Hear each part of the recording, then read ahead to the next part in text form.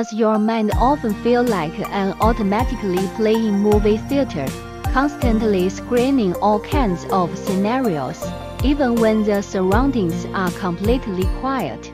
The inner monologue, dialogue, or even conflict scenes seem to never cease. Many people share this feeling. Today, we will delve into a concept I find fascinating, based on the material you provided on the weaving of delusion and the cultivation of consciousness and wisdom. We'll explore how this inner place, what the text calls delusions, are woven by our consciousness in the first place. The weaving metaphor is very evocative.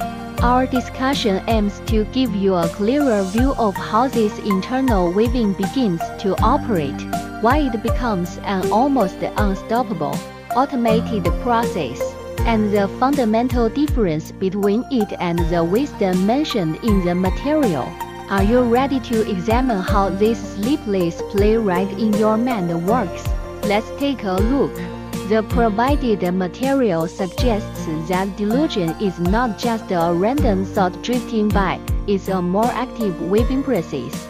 The metaphor is crucial because it emphasizes that our mind is not passively receiving, it's actively constructing.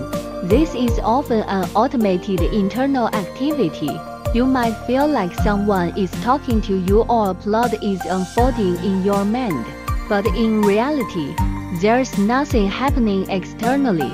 This weaving process primarily relies on the records already stored in our mind, which the material calls consciousness.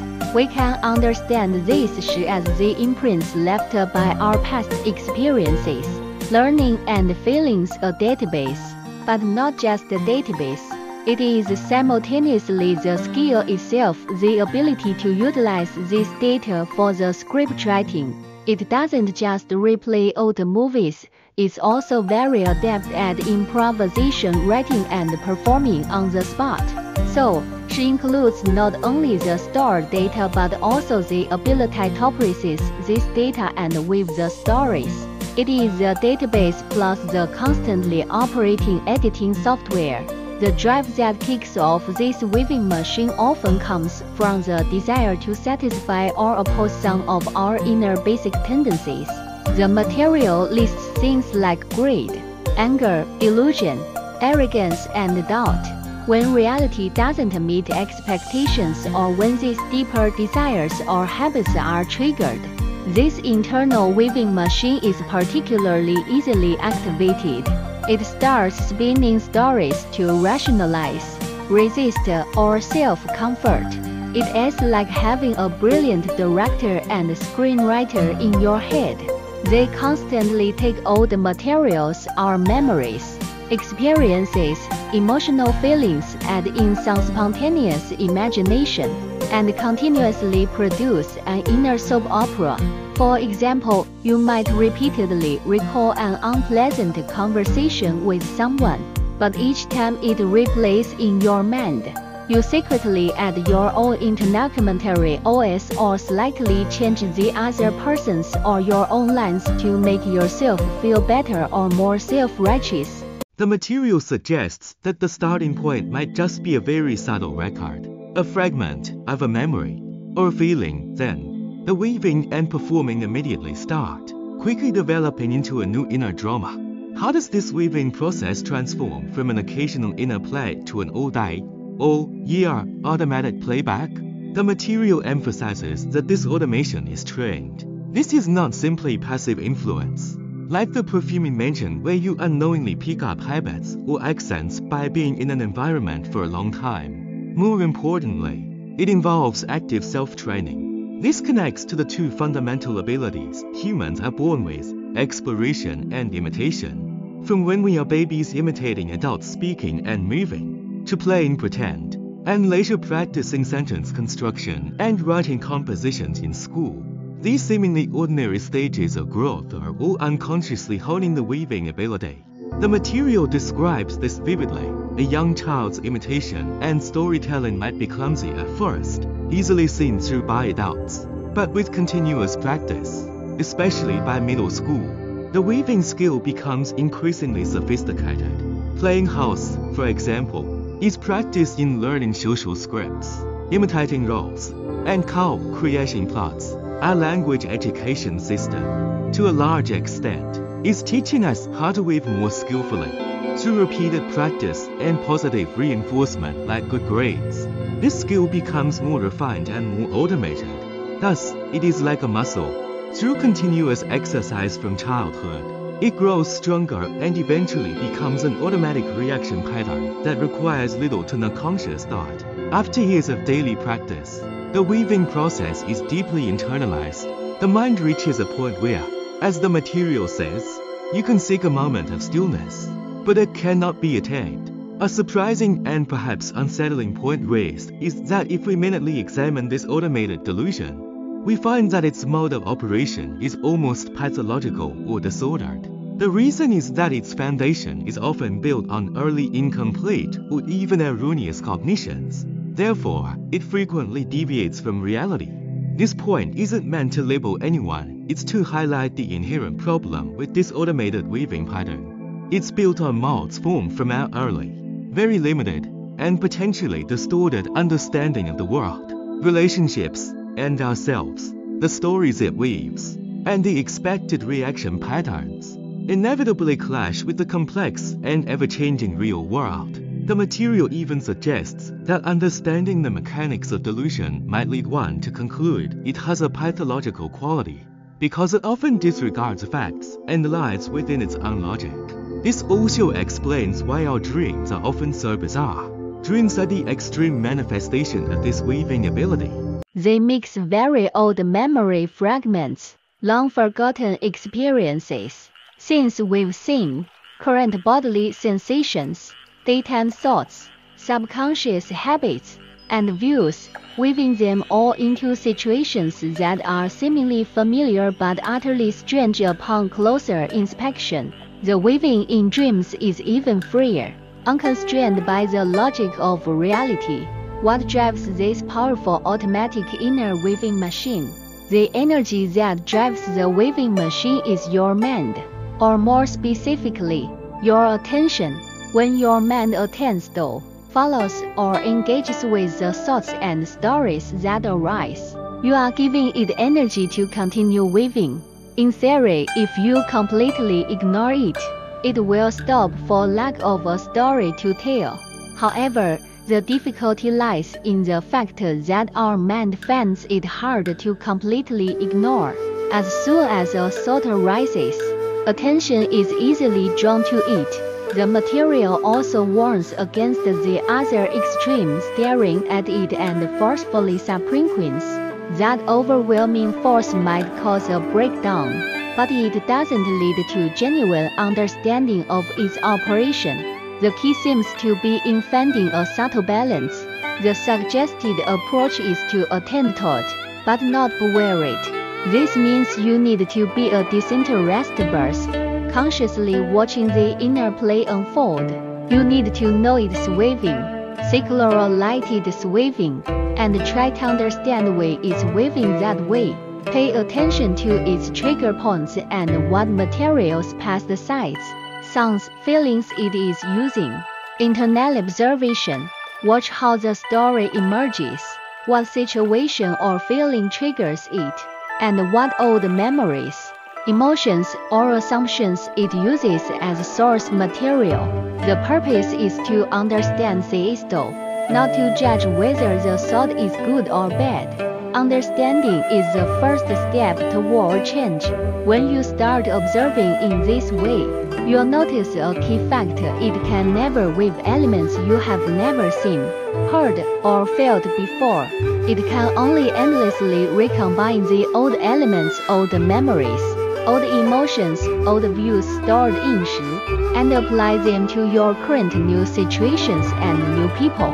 This is why we often have distorted understandings and reactions to reality, much like the Rashomon effect, where everyone interprets the same event based on their inner woven version.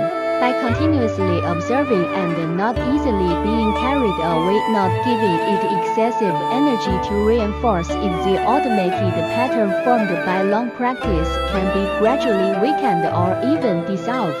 Is simply stopping or weakening the weaving of delusion enough? What is the alternative, more positive path?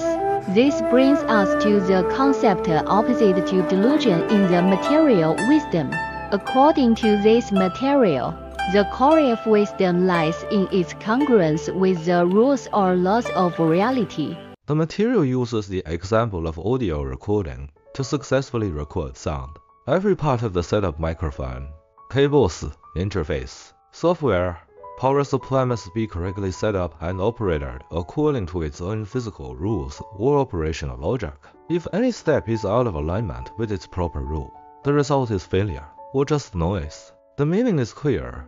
Delusion can be fanciful, largely ignoring the constraints and rules of the real world, only weaving stories according to its internal feelings and habits. Wisdom, on the other hand, requires us to accurately and completely understand the true laws of how things operate and to think and act in accordance with those laws. Wisdom demands accuracy, truth, and congruence with the rules. The material emphasizes that it cannot be mixed with any ignorance, any false or rule-breaking component. Therefore, the goal is pure and complete wisdom.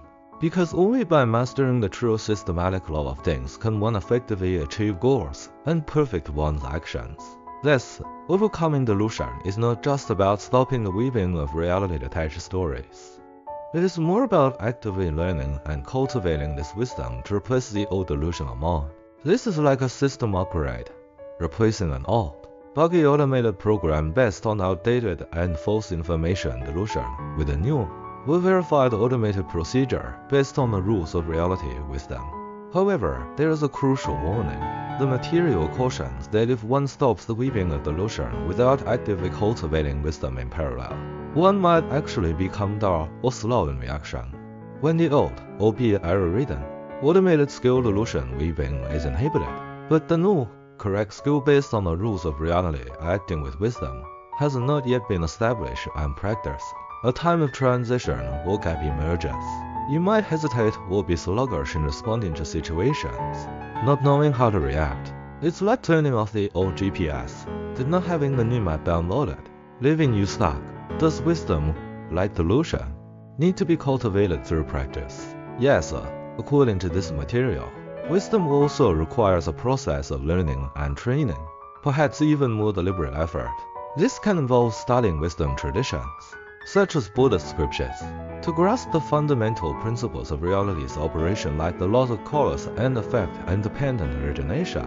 But mere understanding is not enough. The key is to continuously practice, apply, and verify these principles in daily life, repeating them until these correct principles also become your deep understanding, internalized as a new, more reliable automated response. This is not a passive road of waiting for sudden enlightenment, but an active path of learning, practice, and deliberate effort. The ultimate goal is to establish a new internal operating mode based on a profound understanding of the laws of reality, reaching what the material calls innate wisdom, the ability to naturally, effortlessly, and automatically respond to all situations according to wisdom. For most of us, this is a long-term process. We can start by understanding the basic laws of cause and effect, recognizing which actions tend to bring good results and which tend to bring bad results. Then, consciously choose the former and avoid the latter in our daily speech and actions, gradually replacing the automatic reactions driven by old habits with choices based on wisdom. Today, we've explored the highly active inner weaving machine from the perspective of this material. We saw how delusion operates automatically through Shi, consciousness trained through long practice, weaving stories filled with personal desires, fears, and assumptions, which often diverge from reality. Understanding this inner mechanism is an incredibly important first step. You can begin to observe under what circumstances your mind starts weaving this inner place. What materials does it use most often? Is it certain past memories, a specific strong emotion like anxiety or anger, or deeply ingrained assumptions you hold about certain people or events? How closely does it follow the meticulously if you can actually observe and verify? The true way forward, as we've discussed, is not to pursue a blank state devoid of all thoughts or to simply suppress thinking. The more positive direction is to actively cultivate this weighted way to learn, understand, internalize, and strive to follow the true laws of how things operate in your practical actions. This is more like a process of progressively replacing the old, flawed, automated delusion program with a new, more reliable, reality-aligned operating system. Finally, here is a question for you to explore in your own life. If you try to pick one recurring story or thought in your mind, perhaps a fixed view of someone, a worry about a future event, or a lingering grievance about the past, can you try to identify the victim it is woven from? What past memories does it cite to support its viewpoint? What specific feeling, fear, grievance, desire, or anger is it built upon? Is it based on any unexamined something you hold about people, things, or even yourself? And how great is the discrepancy between this internally woven story and the situation you can actually observe and verify?